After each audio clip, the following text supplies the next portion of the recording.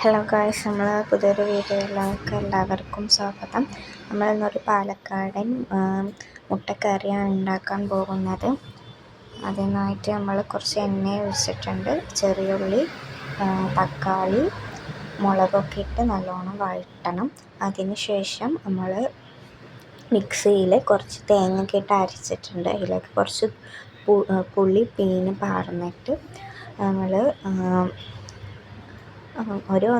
കുറച്ച് മതിയായിരിക്കും, തേങ്ങയ്ക്ക് കുറച്ച് മതി. നമ്മൾ മുളക് പൊടി ഇട്ട് കൊടുക്കണം അതിലേക്ക്. പിന്നെ മുളക് പൊടി 1 സ്പൂൺ മതി. പിന്നെ മല്ലിപ്പൊടി ഇട്ട് കൊടുക്കുന്നുണ്ട് 1.25 സ്പൂൺ. പിന്നെ കുറച്ച് മഞ്ഞൾപ്പൊടി നമ്മൾ 1 സ്പൂൺ 1.5 സ്പൂൺ ഇട്ട് കൊടുത്തിട്ടുണ്ട് നമ്മൾ. പിന്നെ കുറച്ച് കളറിനായിട്ട് കുറച്ച് കാശ്മീരി മുളക് പൊടിയാണ് യൂസ് ചെയ്യുന്നത്. നിങ്ങൾക്ക് വേണമെന്നുണ്ടെങ്കിൽ മാത്രം യൂസ് ചെയ്താൽ മതി, സ്കിപ്പ് ചെയ്യാൻ അല്ലെങ്കിൽ. പിന്നെ നമ്മൾ ഇതൊക്കെ കറിക്ക് നല്ലോണം ഇളക്കിയിട്ട് കറിയിലേക്ക് പാരണം.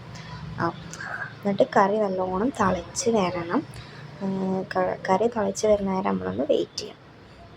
കറി നല്ലോണം തിളച്ചിട്ടുണ്ട് അപ്പോൾ നമുക്ക്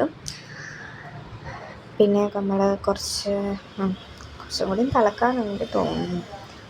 പിന്നെ നമ്മൾ അതിൻ്റെ ഇടയിൽ കൂടെ കളറില്ല പറഞ്ഞിട്ട് കുറച്ചും കൂടി നമ്മൾ കാശ്മീരി മുളക് പൊടി ചേർത്ത് കൊടുത്തതാണ്. അതിന് ശേഷം കുറച്ച് മുട്ട കുറച്ച് നമ്മൾ ആദ്യം പൊട്ടിച്ച് പാർന്നു കൊടുക്കണം അതിലേക്ക്. പിന്നെ നമ്മൾ ഒരു 4 മുടുക പീങ്ങിയിട്ടുണ്ട്.